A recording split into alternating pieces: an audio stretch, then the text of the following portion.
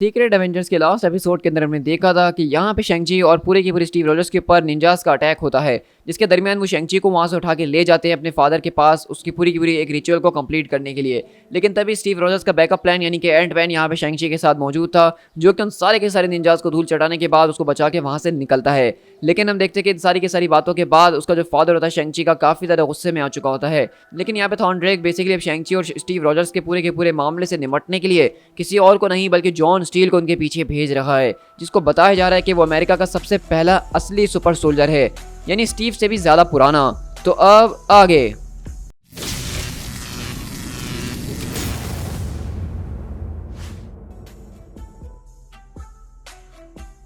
तो बताओ कि तुम इसको किस तरीके से हैंडल करोगे। आई मीन हम इस बात को अस्यूम करेंगे कि बोर्ड अभी भी यही चाहेगा कि हम अपनी सारी की सारी इन्वॉल्वमेंट अंडर द रेडार करें। तो वहीं से जॉन स्टील बोलता है कि तुम ठीक कह रहे हो मैक्स, क्योंकि हमेशा से उनकी यही पॉलिसी रही है और मुझे नहीं लग रहा कि ये पॉलिसी आज इस मिशन के लिए चेंज हो जाएगी।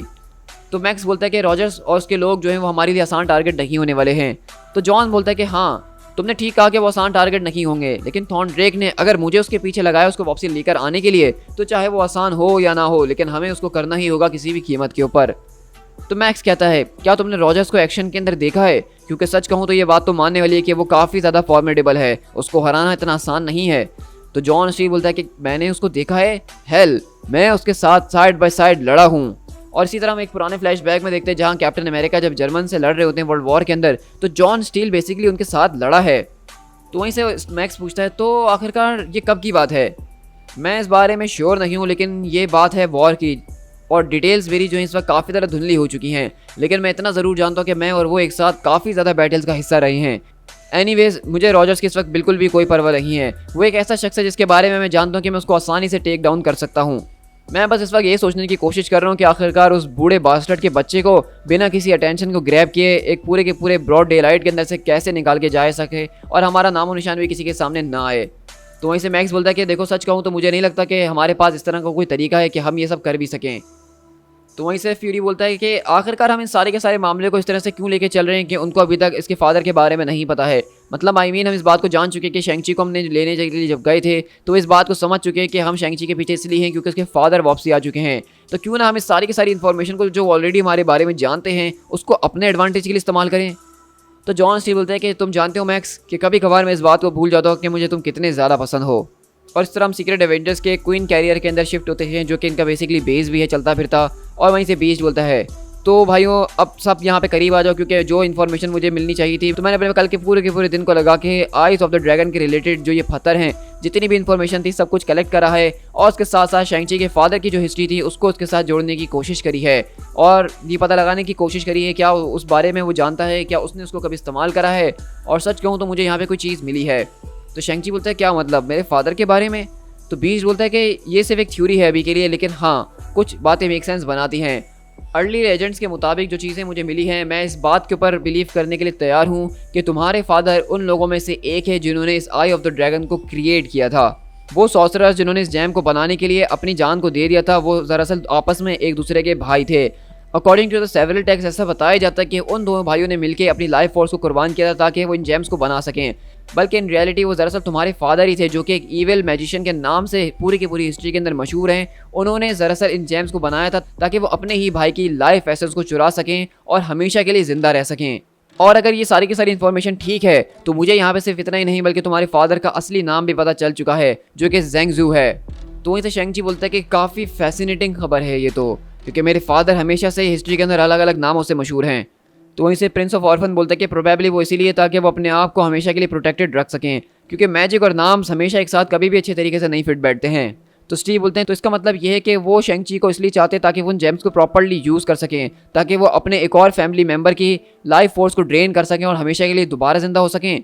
तो बीज बोलता है कि आई बिलीव सो, मुझे ऐसा ही लगता है कि बिल्कुल वो कुछ ऐसा ही करने का कोशिश कर रहे हैं। ये वही पूरी की पूरी पावर्स को इस्तेमाल करना होगा जो कि पहले वो एक बार कर चुके हैं अपने भाई के साथ, ताकि वो नियर इमोर्टेलिटी को हासिल कर सकें। तो इसे शेंग-ची बोलता है कि वो अपने भाइयों को और अपने बच्चों को मार के अपने आप को जिंदा रखना चाहते हैं। मुझे सुन के बात इतना ज़्यादा शौक फील हो नहीं रहा है, क्योंकि उन्होंने पहले भी अपने फ़ायदे के लिए मेरे खून को इस्तेमाल करने की कोशिश करी थी। तो इसे स्टीव बोलता है कि चलो ये बात तो सब कुछ समझ में आ रही है, लेकिन मुझे एक बात अभी भी समझ में नहीं आ रही कि वो सारे के सारे हमारे दोस्त जो कि सरपेंट का लोगो पहन के घूम रहे हैं, आखिरकार वो उसकी मदद करने की कोशिश क्यों कर रहे हैं? इस सब के अंदर उनका क्या फ़ायदा है, उनका क्या एजेंडा है? लेकिन वहीं से अगले पर आवाज़ आती है, हे मुझे माफ़ करना कि मैं तुम लोग को डिस्टर्ब कर रही हूँ, लेकिन तुम्हें ये देखना ज़रूरी है, इस वक्त हांगकांग के अंदर कुछ खतरनाक हो रहा है। और अगले पल हम देखते हैं कि बेसिकली डाउनटाउन हांगकांग के अंदर हाइडाई और उसके जो फादर हैं शेंगची के, वो यहाँ पे आ चुके हैं और एक ज़बरदस्त तरीके की पूरे के पूरे शहर को बर्बाद करने की कोशिश कर रहे हैं, वो भी पूरी की पूरी ब्रॉड डे लाइट के अंदर, जो कि दरअसल मैक्स का ही प्लान था ताकि सारे के सारे एवेंजर्स की अटेंशन यहाँ पे आ जाए। और वहीं से शेंगची बोलता है, मेरे फादर हमेशा से एक टेररिस्ट रहे हैं, उनके मेथड ज़रूर बदल गए हों वक्त के साथ, लेकिन वो करते हमेशा से वही चीज़ें जिसके लिए वो बने हैं।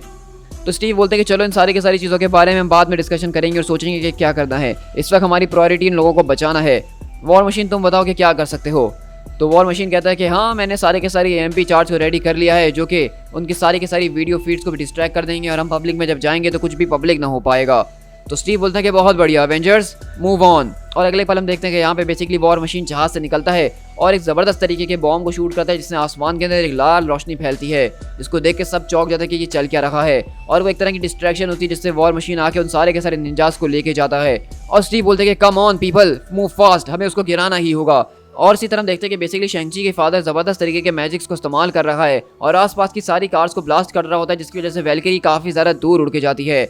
और हम देखते हैं कि वहीं से उसके सारे के सारे निंजाज आके उस पर अटैक करना शुरू करते हैं, लेकिन वैल्किरी एक एसगार्डियन है, एक बहुत ही ज़्यादा ड्यूरेबल और स्ट्रेंथफुल लेडी है, जो कि उन निंजाज को एक ही किक मार के यहाँ से दूर भगा देती है। लेकिन वहीं से शेंगची बोलता है कि यहाँ पे कुछ हो रहा है, कुछ ऐसा जिसको मैं स्मेल कर सकता हूँ, ये सब कुछ एक झूठ की तरह लग रहा है, ये सब कुछ मेरे फादर का काम मुझे नज़र नहीं आ रहा है।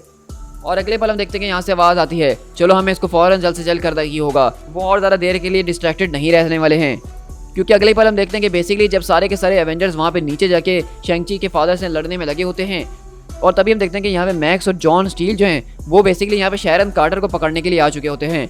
और इस तरह हम देखते हैं कि वहीं से वो दोनों उसको पकड़ने के लिए जा रहे होते हैं, और वहीं से वो बताता है मैक्स के वो उसको मैं आसानी से हैंडल कर सकता हूँ क्योंकि मैं उसकी ट्रेनिंग को जानता हूँ, लेकिन मैं उसको अपनी साइड पे करना चाहता हूँ, वो हमारे इस पूरी की पूरी ग्रुप के अंदर एक परफेक्ट एसेट बन सकती है। तो वहीं से स्टील बोलता है कि यार ज़रा कुछ तो शर्म करो, वो रॉजर्स की गर्लफ्रेंड है, कुछ बड़ा सोचने की कोशिश करो मेरे दोस्त। तो वहीं से मैक्स बोलता है कि शिट, उन्होंने इस पूरे के पूरे सिस्टम को अपग्रेड कर दिया, जब मैं आखिरी बार यहाँ पे आया था तो उन्होंने उसके बाद काफ़ी चेंजेस करी हैं।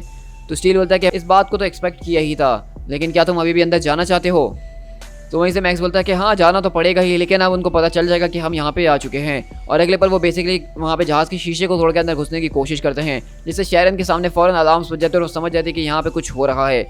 और वहीं से वो कहती है कि स्टीव, लग रहा है कि हमारे जहाज़ के ऊपर आने की कोई कोशिश कर रहा है।